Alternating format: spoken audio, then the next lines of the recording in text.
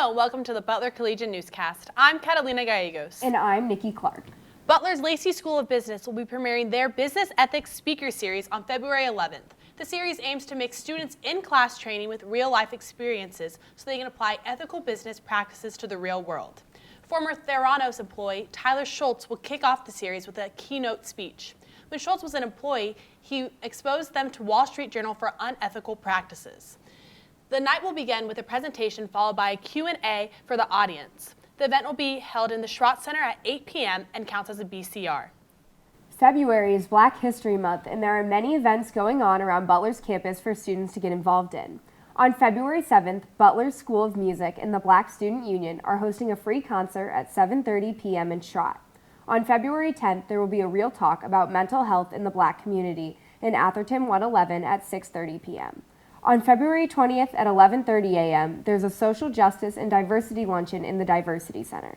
To learn more about these events or other events going on to celebrate Black History Month, you can visit butler.edu/diversity.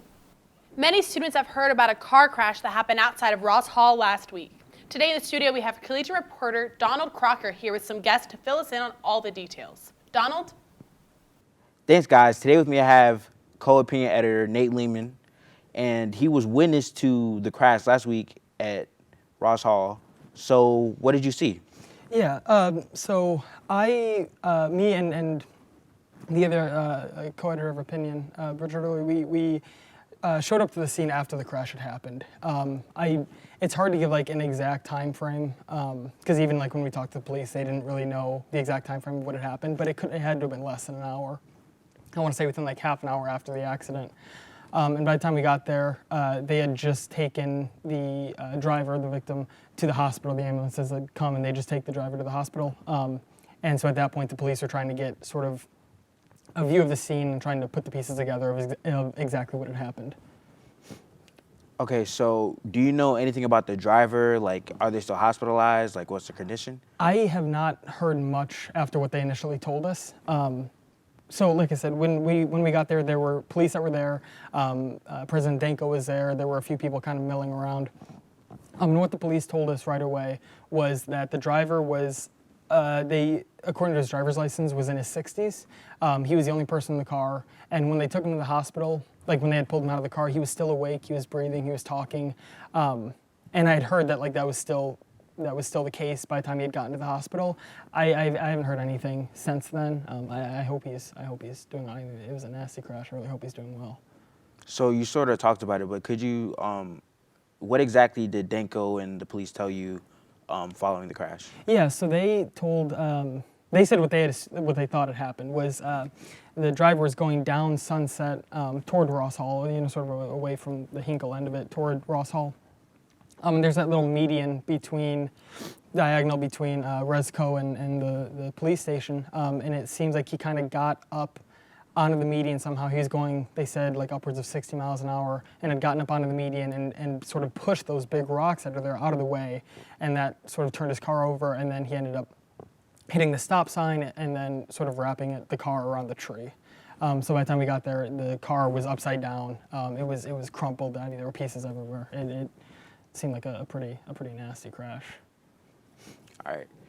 Thank you so much. Back to the desk. Midwinter dances are starting up this week for Butler Ballet. The show will include classical ballet and modern dance and will run from February 5th to the 9th. Tickets for the performances can be purchased online, and the show is a BCR for Butler students. Some exciting news for JCA students. The Dean of Jordan College of the Arts, Lisa Brooks, is pushing to improve diversity and inclusion on campus. Brooks gathered all students in JCA for the first time in a decade to talk on inclusion and diversity on January 24th. Despite challenges and uncertainties, Brooks is committed to moving forward with making JCA a more inclusive home for minorities.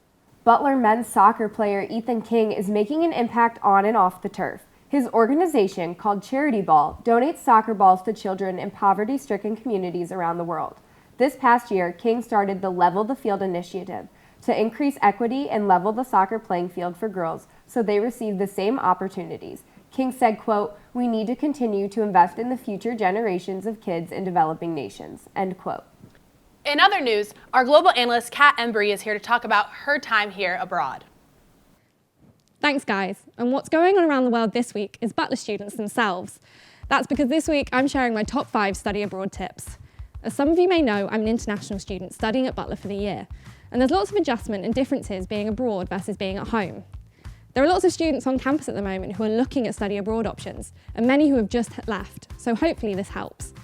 This is just from my experience, and obviously it will vary from institution to institution. My first tip is to know what you want from a study abroad. Whether this is a campus university or living in the centre of a city, Butler has an incredible range of options. Something as simple as an English-speaking university will narrow down your choices.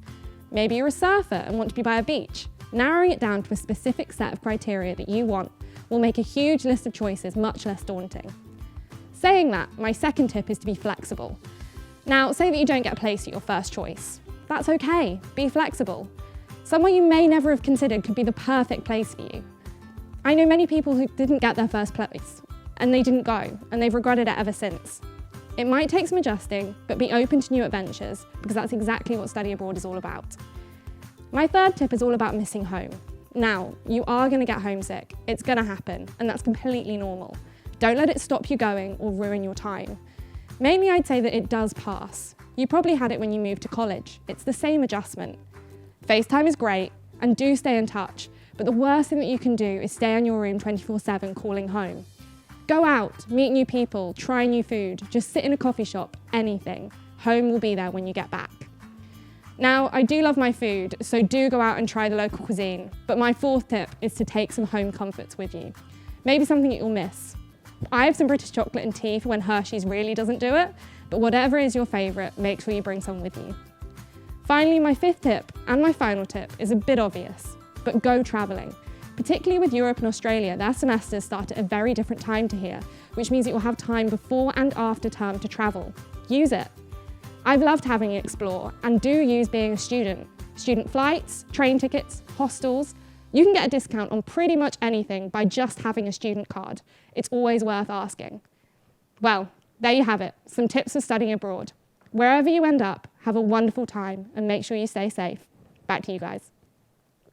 Thanks, Kat. Now to bring the news closer to home, we have Jake Bedell to get us all caught up in the world of Butler sports. Jake, what's going on? Well, Nikki, we're midway through conference play in men's hoops, and the latest matchups have seen the Dogs struggle a bit with the absence of Aaron Thompson. He's still dealing with that undisclosed left wrist injury. He was out for both of Butler's matchups last week against Georgetown and Providence. They were able to come out on top in D.C. 69-64, but more recently at home against Providence, things didn't quite go their way. Saturday afternoon, sellout in Hinkle. Butler's offense struggled shooting from the field. Of their first 17 attempts, only 5 fell in the first half. Still, the Dogs were able to stay in the fight thanks to 19 free throw opportunities. At halftime, they trailed 31-25, but Bryce Golden scored a quick 5 points to narrow the gap.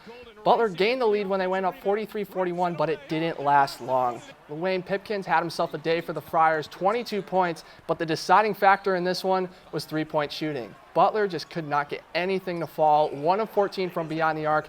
That sort of production is not going to win you ball games, and it leads to Butler losing at home 65-61. It's extremely apparent how important Thompson is on both ends of the floor. With Villanova visiting Wednesday night, Butler's bench needs to be prepared to go to work whether Aaron plays or not.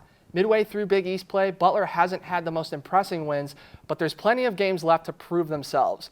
To give a recap of the first half of conference play and what Butler needs to do moving forward, Chelsea Groves joins us now in the studio for this week's edition of the Collegian Basketball Breakdown. Thanks, Jake. Hey guys, Chelsea Groves here with the Collegian Basketball Breakdown. It's game day for Butler. They'll face number 10 Villanova Wednesday night at Hinkle Fieldhouse. But I want to talk about the latest in the Big East because we're at the halfway point. Is Butler a top 25 team? Yes, but what will it take to make it a lock when it comes to March? And what does the rest of the Big East schedule look like moving forward to find a spot in that safe space? If Butler can go 9-9 in conference play, they should be in. They have an opportunity to do so. They already have 5 Big East wins. There are 4 home games remaining after Villanova, with Xavier and Georgetown next week, along with DePaul and St. John's toward the end of the month. Butler should be favored in these games. If Butler is able to beat Villanova, all of a sudden there's a real possibility to end up 11-7 or 12-6, take care of business at home, win a couple road games at Marquette, at Xavier, for example, or even get one at Seton Hall. But 4 wins will theoretically be enough to go dancing. But don't forget that this is the same conference where all 3 ranked teams, including Seton Hall, Villanova, and Butler, lost at home last weekend, which means guaranteed wins don't exist in the Big East. The uncertainty of this conference, and on top of that, Aaron Thompson still being day-to-day for this team, means that nothing can be taken for granted and every possession matters. Butler should feel like they're in a good spot, even with losing 4 of their last 6 games. Jake, back to you.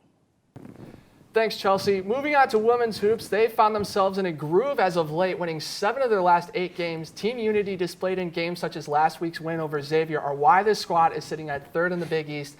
Last Friday at home, the Musketeers visiting. Butler went up 11-2 early, in large part due to Catherine Strong. How about some strong work from her? She tallied an assist on 3 of the Dogs' first 4 field goals, making quick work offensively. But Xavier responded with a 7-0 run, narrowing the gap, and it would stay tight for the rest of the way. In the second half, they'd outscore the Bulldogs 35-24, but some back-and-forth play in the final minute sent this thing to OT. Flash forward, Dogs down 1 point, little time left. Who do you go to? No question, Christian Spolier with the game-winning shot with 23 seconds to go. She'd find herself with 25 points in this one, and the Dogs win this matchup in Hinkle 63-61. On the courts, in tennis action, the men split a pair of close matches against Cleveland State and Youngstown State. After dropping the first of the weekend to the Vikings in a close 3-4 match, the Dogs battled the Penguins. Thanks to some strong play of Olaf Wickland in singles, Butler was able to pull out the win on Sunday 4-3 to improve to 6-2 this season. They've got a 4-game home stretch slated for the next 2 weekends. The ladies had themselves 3 games over the weekend, but things didn't go quite their way. 2 games at home against UIndy and Western Michigan, followed by a road trip to South Bend to take on Notre Dame. The Bulldogs were unable to come up with a win in any of these matches. They've got SIUE next weekend. But obviously, if we're talking about sports, we have to talk about the Super Bowl. What were your guys' takes? I mean, my favorite part is the halftime show, but that's just because I was so impressed. J-Lo being 50 and Shakira 43. It was impressive. It was top. I would put it top 3 halftime shows for me personally. Oh, I still think Justin Timberlake is still number 1 for me. That was a good one. Really? Oh, yeah. I like Beyonce. I thought Beyonce did so good. Beyonce, Bruno Nothing against Mars, Beyonce, Prince. Prince is up there too. Well, Prince is always up there. No one's ever going to top that. That's fair. Well, that's all for this week's Butler Collegian Newscast. To stay up to date with all things news on Butler's campus, visit us at thebutlercollegian.com or on Twitter at Butler Collegian. I'm Nikki Clark. I'm Catalina Gallegos. And I'm Jake Bedell. Have a great week, dogs.